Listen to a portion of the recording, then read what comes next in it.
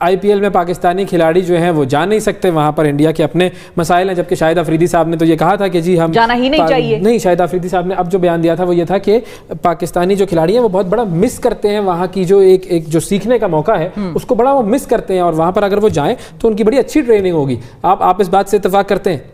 अगर खान साहब चाहें उनको कहें कि यार ये इस चीज को ठीक करें, क्योंकि ये बहुत बड़ा एक हमारे क्रिकेट के लिए, मुल्क के लिए बहुत बड़ी एक ब्रांड है, हमारी इज्जत है।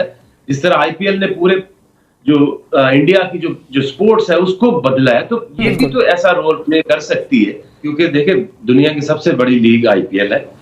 और जो क्रिकेटर्स हैं वो पाकिस्तानी जो क्रिकेटर्स जब से ये आईपीएल में जाना उन्होंने रखना छोड़ दिया है, नहीं जा सकते, तो पाकिस्तानी जो क्रिकेटर उसमें बहुत ज्यादा एक महरूमी है, एक इनसिक्योरिटी है, क्योंकि वो वहां पे जितने पैसे प्लेयर्स को मिलते हैं 1.5 मिलियन जहां जितनी हमारी टीम की फी है उतना एक इंडिविजुअल प्लेयर को पैसा वो देते हैं।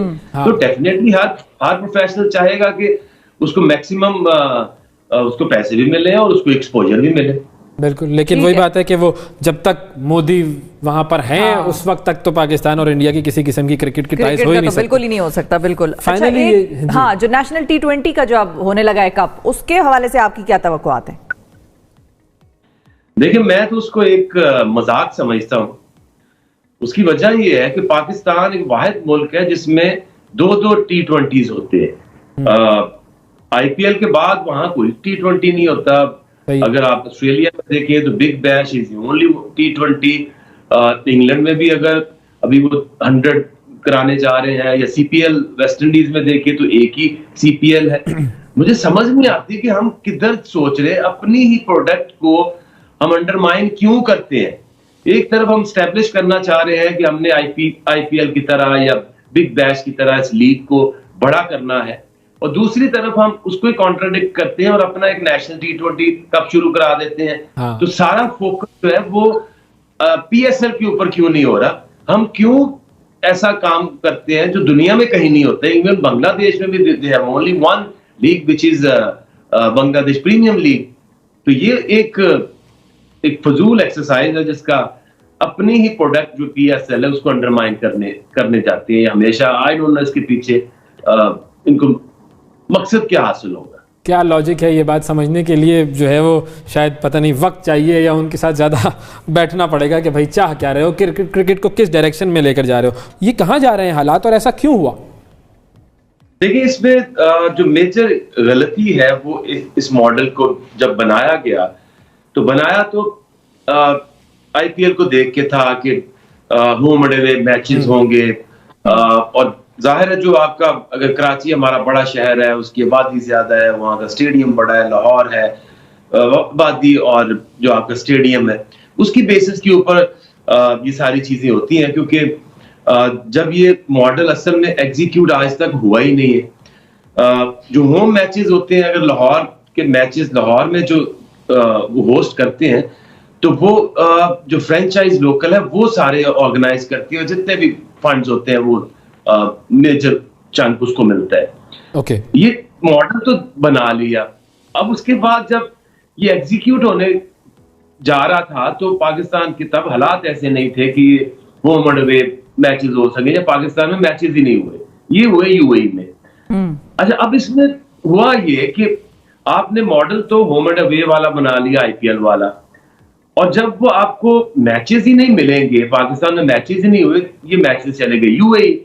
अब उसमें सबसे बड़ा सवाल जो है, डिमांड जो है वो ऐसी है कि जैसे जो कोयटा ग्लैडिएटर है उसकी फी है 1.1 मिलियन, कराची की है 2.6, लाहौर की है 2.5, इसी तरह पेशावर की 1.7 एंड जो इस्लामाबाद 1.4, और जो अभी मुल्तान है उसकी है 6.3 मिलियन।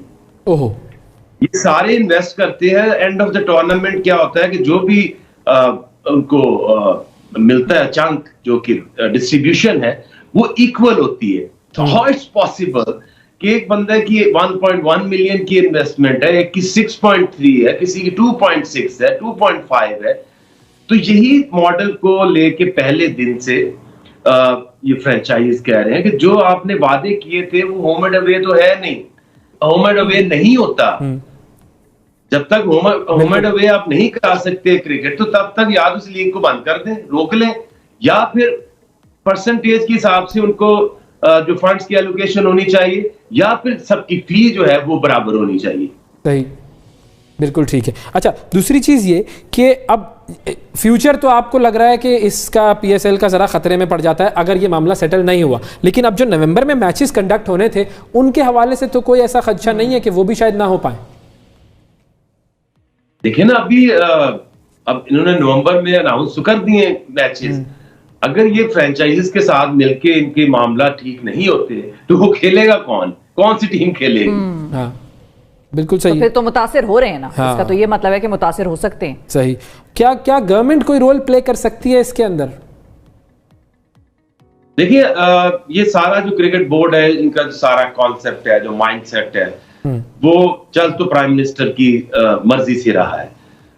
ये 6 टीम्स को फर्स्ट क्लास में रखना, डिपार्टमेंट खत्म कर देना, और ये अगर खान साहब चाहें, उनको कहें कि यार ये इस चीज को ठीक करें, क्योंकि ये बहुत बड़ा एक हमारे क्रिकेट के लिए, मुल्क के लिए बहुत बड़ी एक ब्रांड है, हमारी इज्जत है। जिस तरह आईपीएल ने पूरे जो इंडिया की जो स्पोर्ट्स है उसको बदला है, तो ये भी तो ऐसा रोल प्ले कर सकती है। तो ये बात तो बड़ी छोटी सी है, इसको ईगो का मसला मत बनाएं, इस लीग को बचाएं, और इसकी जो भी चीजें हैं ऐसे वक्त में जब ठीक करना चाहिए।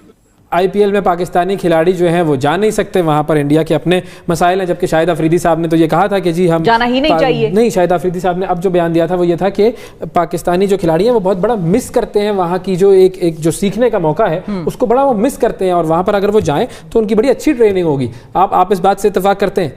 पाकिस्तान सुपर लीग के टीम मालिकान और क्रिकेट बोर्ड के दरमियान 2018 से शुरू होने वाली तल्खियां अब मजीद बढ़ने लगी हैं। एक जानिब जहां पर फ्रेंचाइज मालिकान ने माली मामलात पर अदालत का रुख कर लिया है, तो वहीं मालिकान की जानिब से मुश्तरका एलामिया भी जारी किया गया है। पीएसएल मालिकान का कहना यह है कि उन्हें लीग के मौजूदा फाइनेंशियल मॉडल पर शदीद तहफ़्फ़ुज़ात हैं, लेकिन पीसीबी की जानिब से इन तहफ़्फ़ुज़ात को दूर करने में बार बार अदम दिलचस्पी का मुजाहरा किया गया है। पीसीबी और पीएसएल फ्रेंचाइज के दरमियान कानूनी जंग क्या रुख इख्तियार करेगी? क्या आने वाले पीएसएल एडिशन पर इसके असरात मुरतब होंगे?